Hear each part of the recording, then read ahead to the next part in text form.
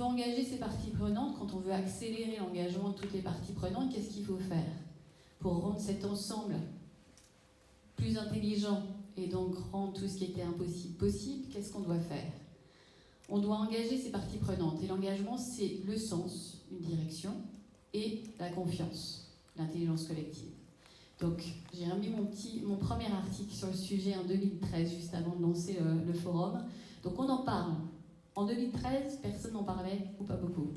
Aujourd'hui, 2019, tout le monde en parle. Mais comment on va plus loin? Et c'est le thème de ce matin avec nos témoignages, et c'est pour ça que je voulais faire la transition. Pour libérer l'engagement, en fait, déjà, il faut comprendre qu'on a largement posé le même diagnostic. Tout le monde est d'accord. Il y a 3 freins majeurs à l'initiative et à la création de valeur par l'intelligence collective.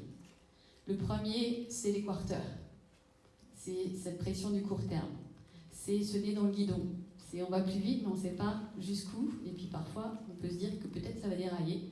D'où l'importance du sens qu'on a vu tout à l'heure, mais je vais y revenir. Donc le premier frein, c'est les quarters, la pression du court terme. Le deuxième, c'est l'ultra-présence des process. Ça ne veut pas dire que les process sont mauvais en soi, ça veut dire simplement que si on est dans trop de process, on peut arriver à ne plus savoir en fait à quoi servent nos process. Et le troisième, c'est des organisations parfois très complexes et parfois avec des styles d'organisation et de leaders providentiels qui nous collent encore à nos organisations et qui ne sont plus forcément ceux qui sont adaptés. Ça ne veut pas dire qu'ils ne peuvent pas coexister, ça veut dire simplement que dans ces modèles d'organisation un peu trop silotés, on perd beaucoup d'intelligence et on n'a pas assez d'engagement ni d'autonomie.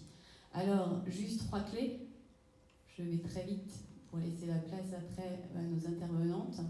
Il y a des pionniers qui se sont risqués à d'autres modes d'organisation et d'autres modes de leadership. Et quand on les regarde faire, moi ça fait 20 ans que je les accompagne, que je les entraîne d'ailleurs à aller plus loin.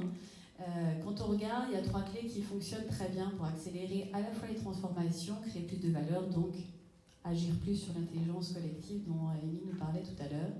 Le premier, c'est par rapport au quarter, effectivement, on remet du sens. Pourquoi on fait les choses? Et qu'est-ce qu'on veut, à quoi on veut servir en tant qu'entreprise, en tant qu'organisation, en tant qu'équipe. La deuxième, c'est comment. Au lieu de faire des patchs, pour faire peut-être fonctionner un tout petit peu mieux les silos, et bien en fait, il faut repenser la manière dont on fait les choses et dont on travaille ensemble. Avec 2 postulats essentiels.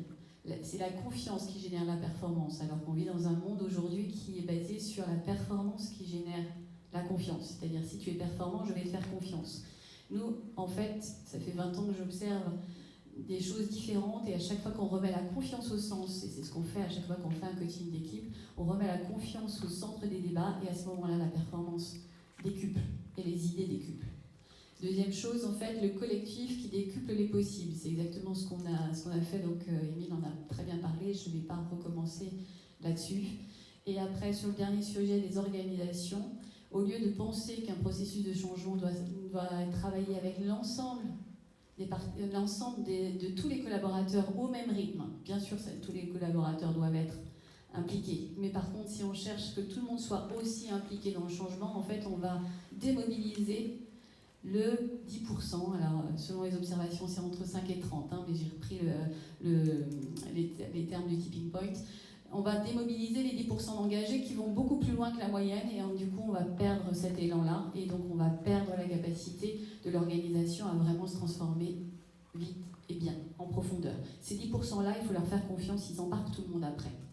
Mais par contre, si on nivelle par le bas avec ces programmes de changement one size fits all, à ce moment-là, en fait, on se départit de ces avantages concurrentiels que sont les engagés. Et vous êtes tous engagés ici, donc ça doit vous rappeler des souvenirs. Je vois les têtes qui hochent. Et donc voilà, ce pari du collectif, je vous invite à vous poser la question de « Et vous, maintenant, vous en êtes où ?»